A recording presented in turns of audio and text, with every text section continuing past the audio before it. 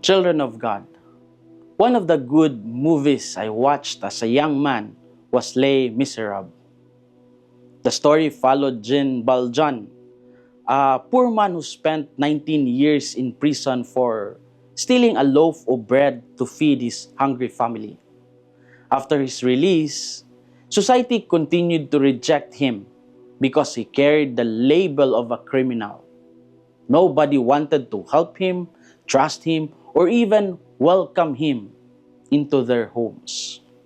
One night, a kind bishop allowed Valjean to stay in his house and treated him with dignity. But during the night, Valjean stole the bishop's silver and ran away. When the police captured him and brought him back, the bishop shocked everyone by telling the authorities that the silver was a gift. He even added two precious silver candlesticks and told Valjean never to forget he now belonged to God. The bishop understood that Valjean became hardened because of an unforgiving society that crushed his dignity for many years. Instead of answering evil with punishment, the bishop answered with mercy, and that single act changed Valjean's entire life forever. In the gospel story of Matthew, Jesus taught his disciples a shocking lesson about mercy and nonviolence. He said, "Offer no resistance to one who is evil." Jesus also spoke about turning the other cheek, giving more what is demanded, and going the extra mile. What are our inspirations for today? First, mercy possesses the power to heal hearts more deeply than revenge ever can. Let's go back to Les Miserables. Jean Valjean carried bitterness, anger, and shame because society treated him as hopeless. 19 years in prison did not make him a better man. Rejection only deepened his wounds. Yet the mercy of the bishop touched something inside him that punishment never reached. One act of kindness slowly transformed him into a man of compassion and dignity. In the gospel, Jesus challenged people not to respond to evil with more evil. Christ understood that hatred often multiplies hatred. Revenge may satisfy emotions for a moment, but it rarely heals relationships or changes hearts. Mercy, however, opens the possibility for conversion and healing. Many people today silently carry emotional wounds because they experience rejection, judgment, or harsh treatment. Some people become cold because life treated them unfairly. The gospel reminds us that kindness can become the turning point in someone's life.